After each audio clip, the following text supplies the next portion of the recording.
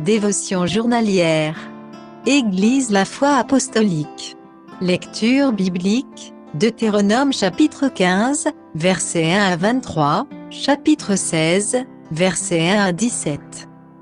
Tu sacrifieras la Pâque à l'Éternel, ton Dieu, tes victimes de menu et de gros bétail, dans le lieu que l'Éternel choisira, pour y faire résider son nom.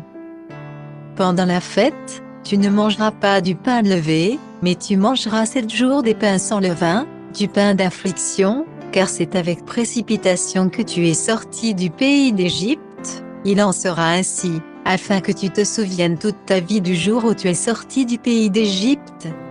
Deutéronome chapitre 16, versets 2 à 3. Le 4 juillet, fête de l'indépendance des États-Unis. Quelle pensée passionnante ces mots nous apportent.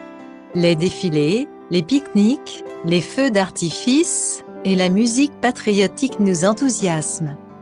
Entendre ou chanter notre hymne national, éveille nos cœurs. Nous sommes reconnaissants à nos ancêtres qui se sont battus pour, et ont gagné notre indépendance et nos libertés. Peut-être que notre action de grâce est encore plus personnelle. Beaucoup d'entre nous ont entendu nos pères ou grands-pères raconter des histoires de guerre, des récits de leurs expériences militaires.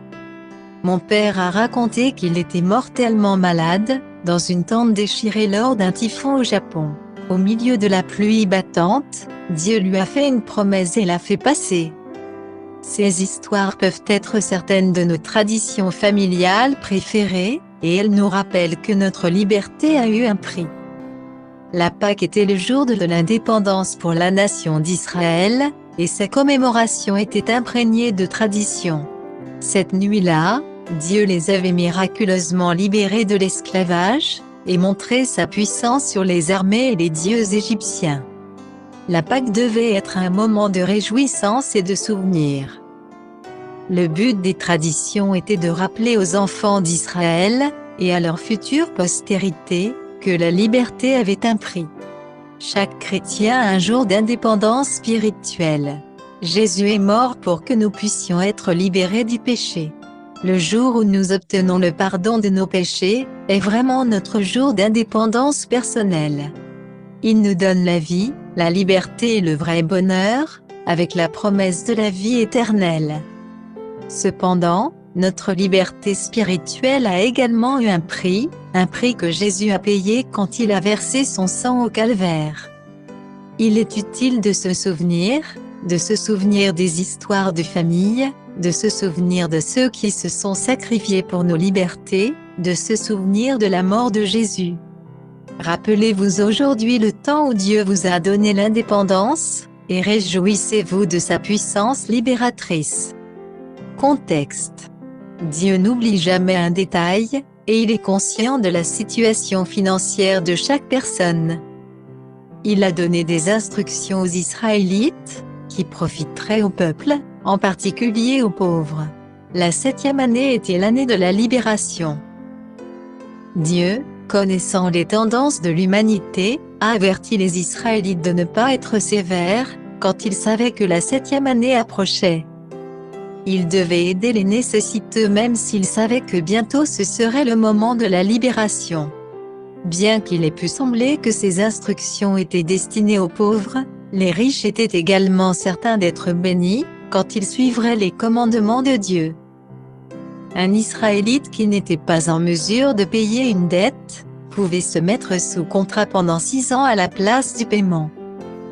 Son acquittement ne coïncidait pas nécessairement avec l'année de la libération, car les 6 années étaient purgées consécutivement.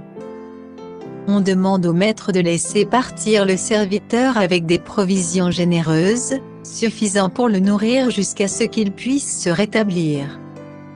C'était un rappel qu'ils avaient été esclaves en Égypte, et quand Dieu les avait délivrés, ils sont repartis avec de nombreux cadeaux. Si le serviteur souhaitait rester dans la maison de son maître, cela pouvait être arrangé, et le serviteur le signifiait en se faisant percer l'oreille avec un poinçon. 3 fois par an, les Israélites devaient se présenter devant Dieu, à l'endroit qu'ils choisiraient, pour des fêtes spécifiques. La fête de la Pâque marquait le début de leur année religieuse, et célébrait leur libération d'Égypte. Cette fête est toujours célébrée dans les foyers juifs. Le plus jeune enfant demandera à ses parents, « Pourquoi cette nuit est-elle différente de toutes les autres, comme Dieu l'a ordonné ?» Les parents expliqueront alors soigneusement tout ce qui s'est passé la nuit de la délivrance de l'esclavage égyptien. 50 jours, 7 semaines, après la Pâque vint la fête de la Pentecôte, et cette célébration incluait tous les enfants d'Israël. C'était un moment de partage et de réjouissance. La fête des tabernacles était célébrée pendant 7 jours à la fin de la moisson, et encore une fois tout le monde était inclus. Regardez de plus près. Quel genre de pain les Israélites mangent-ils pendant la célébration de la Pâque? Pourquoi pensez-vous que le Seigneur a exigé ces 3 fêtes chaque année? Quel principe, illustré par le traitement par Israël des serviteurs et des pauvres, s'appliquerait à vous aujourd'hui? Conclusion. Que voit Dieu quand il regarde les linteaux de la porte de votre cœur? Voit-il une personne qui va régulièrement à l'église, ou une personne caritative qui donne de l'argent, pour des missions ou pour aider à nourrir les pauvres? Dieu recherche plus que de simples actes.